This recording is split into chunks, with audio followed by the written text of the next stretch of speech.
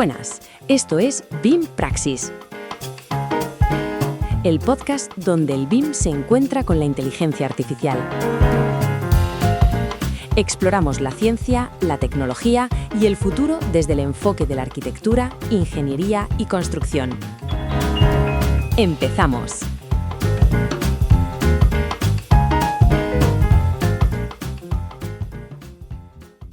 Solemos pensar en la inteligencia artificial, en la computación moderna, y lo que nos viene a la mente son, algoritmos de una complejidad casi incomprensible, ¿no?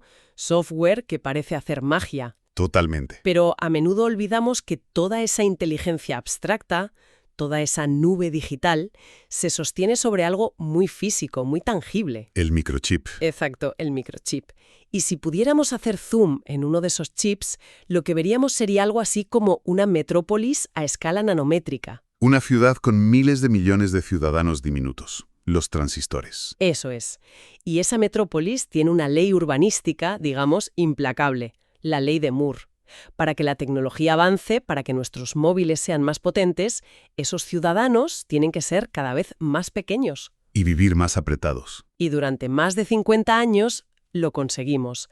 La ciudad crecía en densidad sin parar. Sin parar. Pero alrededor de 2015 nos topamos con un muro, un límite físico. Y la solución a ese muro, la herramienta que nos permite seguir construyendo esa ciudad, es una única máquina. Posiblemente el producto comercial más complejo que la humanidad ha construido jamás. Vale. Antes de entrar en esa máquina, que promete, creo que es crucial que entendamos la escala de la que hablamos. Porque se habla mucho de nanotecnología, pero la palabra nano casi ha perdido su significado, ¿no? De tanto usarla. Sí, se ha vaciado un poco de contenido. Ayúdanos a visualizar un nanómetro. A ver, imagina que tomas un cabello humano. Su diámetro es de unos 80.000 nanómetros. 80.000. Ahora imagina que pudieras cortar ese cabello en 80.000 lonchas finísimas, a lo largo. Cada una de esas lonchas tendría el grosor de un nanómetro. Uf. O para ser aún más precisos, un nanómetro. Es el grosor que ocupan más o menos 5 átomos de silicio puestos en fila. 5 átomos. De acuerdo. Ahora la misión ya parece directamente imposible. ¿Cómo demonios imprimes o dibujas circuitos con un detalle de apenas 5 átomos de ancho? Ahí está el kit de la cuestión. El proceso se llama fotolitografía. En esencia, es como un proyector de diapositivas muy avanzado. Vale. Usas luz para proyectar el patrón de un circuito sobre una oblea de silicio. El problema es una ley básica de la física, la difracción. ¿Qué significa eso en este contexto? Pues que cuando intentas dibujar líneas más pequeñas que la propia longitud de onda de la luz que estás usando, la luz se desparrama. Es como la tinta en papel mojado. La imagen se vuelve borrosa e inútil. Era como intentar pintar el ojo de una aguja con una brocha gorda. Imposible. Exacto. La única salida era encontrar una brocha mucho más fina, es decir, una luz con una longitud de onda muchísimo más corta. La luz ultravioleta extrema, o EUV. Justo. Y lo fascinante aquí es que la tecnología para generar y controlar la luz EUV es tan endiabladamente compleja que durante décadas se consideró imposible. Y no es una exageración. Imposible. Hoy, solo una empresa en el mundo, la neerlandesa ASML, es capaz de fabricar estas máquinas, y de ellas depende literalmente el futuro de casi toda la tecnología. De acuerdo. Aquí es donde tenemos que profundizar. Si en los años 80 o 90 le decías a un ingeniero que ibas a construir una máquina de EUV, ¿qué te respondían? Porque suena que los problemas eran gigantescos. No solo gigantescos. La comunidad científica pensaba que era una idea absurda. Pioneros como el japonés Hiro Kinoshita, que empezó a investigar esto en los 80, fueron ridiculizados. Ah, sí. En conferencias. Les decían que era un sueño imposible, una pérdida de tiempo y de dinero. Y tenían sus razones, porque se toparon con dos obstáculos que parecían insalvables. ¿Cuáles eran? El primero es que la luz EUV es increíblemente delicada. Es absorbida por prácticamente todo. Todo. Incluso por el aire. Así que para empezar, toda la máquina, que es del tamaño de un autobús, debía operar en un vacío casi perfecto, un vacío más puro que el del espacio exterior. Vale, un reto de ingeniería mayúsculo, pero supongo que factible. ¿Cuál era el segundo problema? El que de verdad parecía el fin del camino. Que si el aire la absorbe, imagínate el cristal. Las lentes, la herramienta que llevamos siglos usando para enfocar la luz, desde Galileo hasta nuestros móviles, son opacas para la EUV. O sea que la luz no las atraviesa. No, se la comen. No puedes usar lentes para enfocarla. Y claro, si no puedes enfocar la luz, no puedes proyectar una imagen nítida. El concepto entero parecía un callejón sin salida. Entiendo. Si no puedes usar lentes para dirigir la luz, ¿qué usas? La única alternativa es que la luz rebote en algo. Espejos. Espejos. Exacto. Pero no un espejo cualquiera. Se necesitaban los espejos más perfectos jamás creados. Y curiosamente, la tecnología base no vino de la industria de los semiconductores, ¿De dónde vino? de la investigación de armas nucleares en laboratorios de Estados Unidos. Necesitaban espejos para manipular rayos X, que tienen propiedades similares a la EUV. ¿Y qué tienen de especial estos espejos? ¿Cómo son? Son una maravilla. Una obra de ingeniería a escala atómica. No es una simple capa de plata. Están formados por más de 100 capas alternas de silicio y molibdeno. ¡100 capas! Y cada una de estas capas tiene un grosor de apenas unos pocos átomos. Están depositadas con una precisión absoluta para que, juntas, sus reflejos se sumen y consigan que rebote aproximadamente el 70% de la luz EUV. El otro 30% se pierde. Y cuando dices perfectos, las analogías que usan para describir su superficie son alucinantes. Totalmente. La que se usaba para las primeras generaciones era que si uno de estos espejos tuviera el tamaño de Alemania, la imperfección más grande, la montaña más alta en su superficie, sería de tan solo 1 milímetro. 1 milímetro en toda Alemania. Es increíble. Y yo que me quejo cuando el protector de pantalla del móvil me queda con una burbuja de aire. ¿Es otro universo de precisión? Vaya. Pues espera, porque en las máquinas más nuevas la precisión es todavía mayor. La nueva analogía es que si el espejo tuviera el tamaño del planeta Tierra, La Tierra entera. la Tierra entera, la mayor protuberancia en toda su superficie tendría el grosor de una carta de baraja. Son literalmente los objetos más lisos jamás creados. Le he entendido. Han creado los espejos más perfectos de la historia. Un problema resuelto. Pero un espejo no sirve de nada si no tienes luz que reflejar. Y acabas de decir que la luz EUV no existe de forma natural en la Tierra. No, no existe. El Sol la produce, pero nuestra atmósfera por suerte la bloquea. Entonces, ¿de dónde la sacan? ¿La inventan? Básicamente sí. Tenían que crearla. Tenían que construir, y esto suena a ciencia ficción pura y dura, un sol artificial en miniatura dentro de la propia máquina. ¿Un sol artificial? Sí. Y la solución que encontró ASML después de años es el llamado plasma producido por láser. El concepto es tan extremo que cuesta creer que funcione. Descríbeme el proceso, porque esto hay que oírlo para creerlo. Es una danza de una precisión increíble. Primero, la máquina dispara una minúscula gota de estaño fundido, ¿Minúscula cómo? del tamaño de un glóbulo blanco, y la dispara a 250 km por hora a través de la cámara de vacío. Ya empezamos fuerte. ¿Y después? Justo cuando la gota pasa por el punto exacto, un primer pulso de láser de alta potencia la impacta y la aplasta. Espera, ¿por qué aplastarla? ¿Por qué no impactar la gota esférica directamente con el láser principal y ya está? Buena pregunta. Porque una esfera es una forma muy densa y pequeña. Si le disparas con toda la potencia de golpe, la energía no se distribuiría de forma eficiente. Gran parte se desperdiciaría. Ah, vale. Al convertirla primero en una especie de tortita, maximizas la superficie de impacto para el pulso principal. Es un paso crucial para asegurar que toda la gota se vaporice de manera uniforme y genere el plasma perfecto. Entendido. Pura eficiencia. Entonces tenemos una tortita de estaño volando por el vacío. ¿Ahora qué? Inmediatamente después, un segundo prepulso láser expande esa tortita y la convierte en una nube de gas de estaño con la forma ideal. Y entonces, una fracción de microsegundo más tarde, llega el golpe de gracia. El láser principal. Un tercer pulso, el principal, un monstruo de decenas de kilovatios de potencia, choca contra esa nube de gas. ¿Y qué le hace? La aniquila. La calienta a más de 220.000 grados Kelvin. Madre mía. Para que nos hagamos una idea, eso es unas 40 veces la temperatura de la superficie del Sol. 40 veces. Ese calor extremo arranca los electrones de los átomos de estaño, creando una bola de plasma incandescente que emite un destello de luz, incluida la apreciada luz EUV. Es una locura. Y aquí viene lo que de verdad rompe cualquier escala. Este ballet de precisión atómica no ocurre de vez en cuando. La máquina lo repite 50.000 veces por segundo.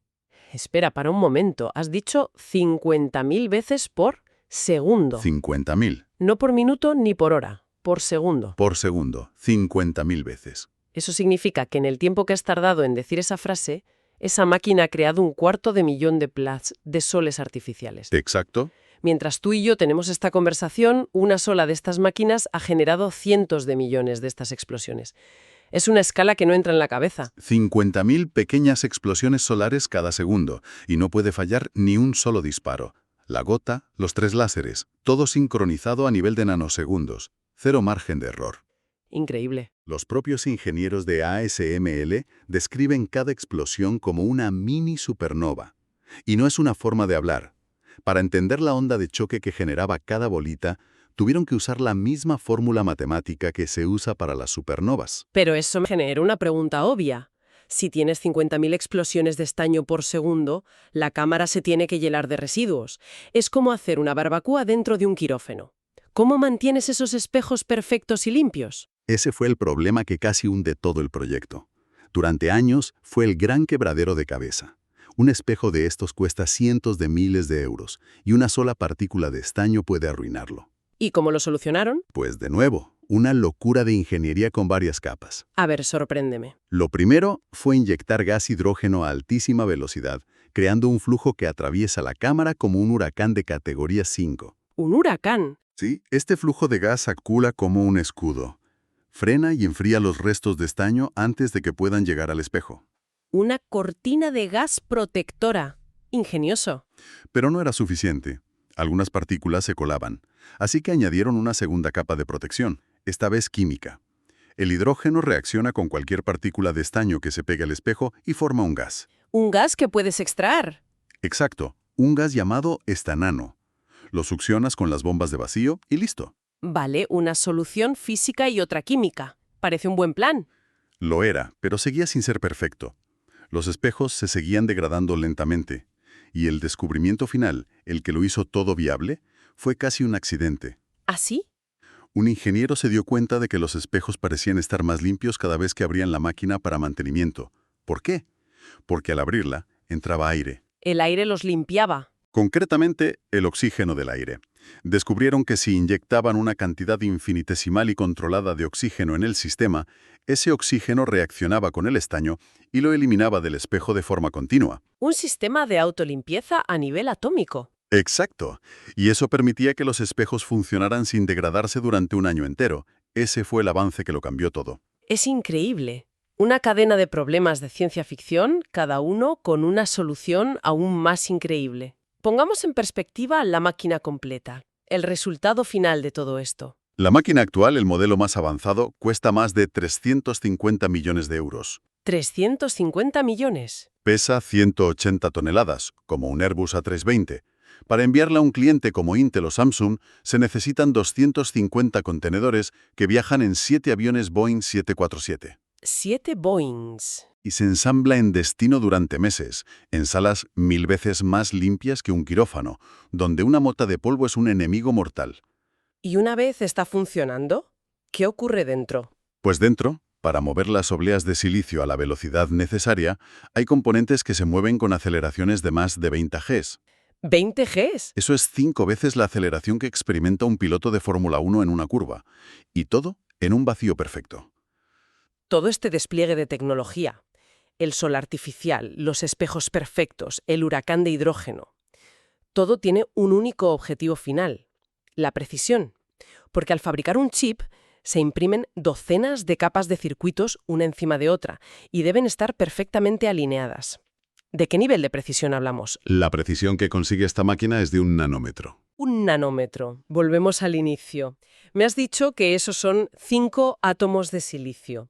Me estás diciendo que esta máquina de 180 toneladas es capaz de imprimir una capa y luego la siguiente encima con un error de alineación máximo del grosor de 5 átomos. Exactamente. Esa es la precisión que se necesita para fabricar los chips de los últimos smartphones o los servidores de inteligencia artificial. Es sencillamente absurdo. No parece ingeniería, parece magia. Y esto nos lleva a la última analogía, la de la puntería. Sí, la que describe la precisión con la que los espejos dirigen la luz. Es el equivalente a que una persona esté de pie en la Tierra, apunte con un puntero láser a la Luna. ¿Vale? y sea capaz de acertarle a una moneda de 10 céntimos que hemos dejado allí. Y no solo acertarle, sino poder decidir si el punto de luz da en la cara o en la cruz de la moneda. Cuesta procesar que algo así sea real y esté funcionando ahora mismo en fábricas de todo el mundo. Y si conectamos todo esto, estamos hablando de un viaje tecnológico de más de 3 décadas. Una idea que, como decíamos, cuando fue presentada por pioneros como Kinoshita o Andy Howe-Riluk en Estados Unidos, fue literalmente ridiculizada. Les dijeron que era estúpido. Que violaba principios básicos de la ingeniería, que nunca funcionaría. Y sin embargo, aquí estamos. Aquí estamos, gracias a la perseverancia, a miles de millones de dólares de inversión de empresas como Intel, Samsung o TSMC, y a la colaboración de miles de ingenieros y científicos. Lo imposible se hizo realidad. Es una historia increíble. Y esta máquina no es solo una maravilla técnica, es la base física sobre la que se está construyendo nuestro futuro digital, desde el móvil en nuestro bolsillo hasta los centros de datos que entrenan las IAs del mañana. Hay una cita que se atribuye a George Bernard Shaw y que resume perfectamente esta historia. El hombre razonable se adapta al mundo. El irrazonable persiste en intentar adaptar el mundo a sí mismo. Por lo tanto, todo progreso depende del hombre irrazonable. Totalmente de acuerdo. Si todos esos ingenieros y científicos hubieran sido razonables, se habrían rendido. Sin duda. Y nuestro progreso tecnológico, tal y como lo conocemos, se habría estancado hace una década. No tendríamos los avances en IA ni los móviles que tenemos hoy. Así que, para terminar, dejamos una idea en el aire para quien nos escucha. Esta historia demuestra que los límites de lo posible son, a menudo, límites de nuestra imaginación o nuestra perseverancia. Que otros avances que hoy nos parecen irrazonables o pura ciencia ficción, quizá la computación cuántica, la energía de fusión, podrían ser la base de la tecnología del futuro. Y la pregunta más importante, ¿cuánta perseverancia, cuánta colaboración y cuánta bendita irrazonabilidad se necesitará para convertirlos en realidad?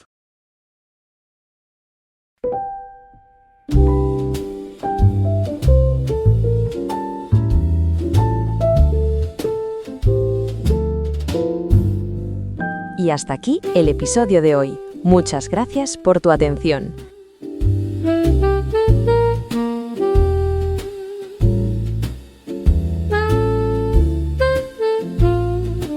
Esto es BIM Praxis. Nos escuchamos en el próximo episodio.